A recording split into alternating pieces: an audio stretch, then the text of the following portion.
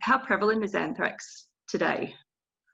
Depends what part of Australia you're in. There's a belt of anthrax that stretches through from Victoria up through to Queensland, just into the bottom of Queensland. That's in Australia. I mean the belt, not just Queensland, because and it doesn't include this area that I'm in, Glen Innes. So it's a reasonably well demarcated area. So in that part of the world, they do see cases, they do get outbreaks, but also under license producers will use the vaccine. The spores will last many years in the soil. So those properties that have got it know about it. We do get tracings where animals have moved from those areas to another area, and then they are going down with the disease outside the area. So we have to be careful outside that we don't get that contamination of our soil, so that we are then increasing the area, because those spores will last 70, 80, 100 years, they say.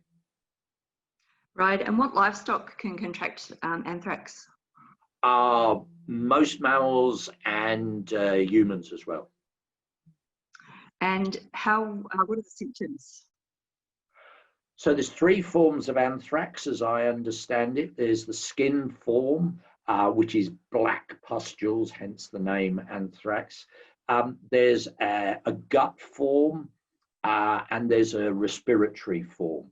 So depending on the route of contamination, you could get one or more. The skin is relatively easy to treat, sensitive to penicillin, and we don't seem to get that in livestock. We tend to get the much more rapidly fatal bloodborne spread in our livestock, so it's probably the #1 cause of sudden death. We think of it as, we should think of it as the #1 cause of sudden death in livestock, because they get the disease and they are dead in only a few hours, really, once you see the signs. And how do you diagnose it?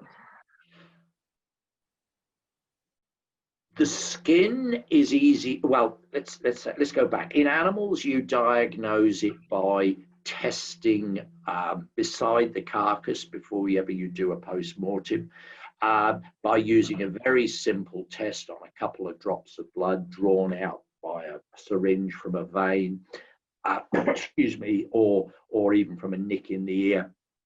And then you do a simple carcass side test.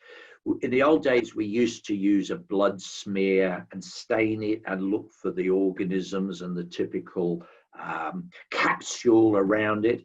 The reason we want to get rapid diagnosis before we open up the carcass to do a post-mortem or other things is because when air gets to infected blood, the organism will rapidly sporulate, and those spores that get into the soil will contaminate that. So there's specific requirements if we diagnose it in a non-endemic area, as I say, to prevent contamination of the soil. So we've got a carcass removal, burning, various mechanisms that we need to do. So it's very important to get a rapid diagnosis. In people, say that the diagnosis where it's not so rapidly fatal would depend on the form that you get. The form that you get depends on the route of infection. So you've got the skin form where just scratches on the skin could allow that black pustule to come. The respiratory one could be where they've inhaled the spores for some reason.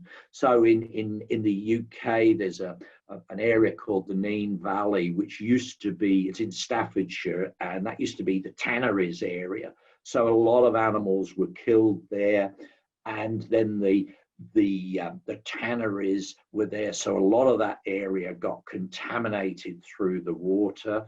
And a lot of the people that went down with it inhaled the spores from the hides of the tanneries. There were also inhalations from imported hides from other countries, like South America, for instance, where there was known to be a lot. And then there was also the very interesting one that the butchers used to get the skin nodules, where they carried carcasses that had been, say, brought in from South America, carry them on their shoulders, and they get pustules on the side of their neck. There was an interesting one in Scotland few years back, where a whole load of people went down with respiratory anthrax, and it turned out they were all members of the same group who used to go and meet to play African drums. And it seemed that they brought in these drums from Africa. The hides that were on the drums had come from animals that had had anthrax. The people banging the drums had released the spores, and they breathed them in. Yeah, I suppose that was 10 or so years ago now. It was a really different and interesting one. Certainly. And if an animal has anthrax, can it be treated? They die so quickly that you don't get a chance to treat them. The germ is susceptible to penicillins. Pigs will get it, and I believe there have been animals that have been successfully treated with that. One of the classic signs with anthrax in the dead carcass of, let's say, cattle, is that there's blood comes out of the nose, out of the ears, out of the anus, the vulva. So there's this free discharge of dark, tarry blood. Pigs tend to show a big Elizabethan collar, where there's a lot of fluid around the neck and the neck swells up. But zebras, for instance, they will also get this rapid discharge. So there's a whole load of problems, and you might have seen how they often wonder whether some of the deaths of elephants, etc., in Africa is anthrax. But all of those will show massive bloody discharge. So that's the way. As an interesting one, I mentioned about the gut form earlier on. I worked in Mongolia a few years back, and in a town called Salangi up in the north, right up against the Russian border. And I used to live there, and we used to go there for a week or so at a time and eat in the local restaurants. And I came back from there to the capital, where I live most of the time, and they announced that 2 people had died in Salangi of anthrax. And it transpired that they had bought meat at a local market, the local market, and eaten it, and they died, and they didn't quite know what had happened, where they had come from, until a short while later 2 men went into hospital with black sores on their arm. And what had happened, they found out, was that these men had had a sick animal. Well, it might just have died, but they butchered it, took it into the market, sold the meat. These people had bought the meat, eaten it, and got the gut form. So the first thing they knew about it was that they were dead. But so that's one of the critical things that we do here, is obviously meat inspection, which will identify the healthy status of the meat, which basically was non-existent in Mongolia. Okay. Other than the inspection of meat that's in place in abattoirs, what other ways can people protect themselves from anthrax? I suppose anthrax, really, most people aren't, in my experience, aren't going to come across it in in a situation where they're going to know it. In the areas where it exists, yes, they will get vaccines because they know it's in the soil. The worms and what have you will bring those spores up to the surface.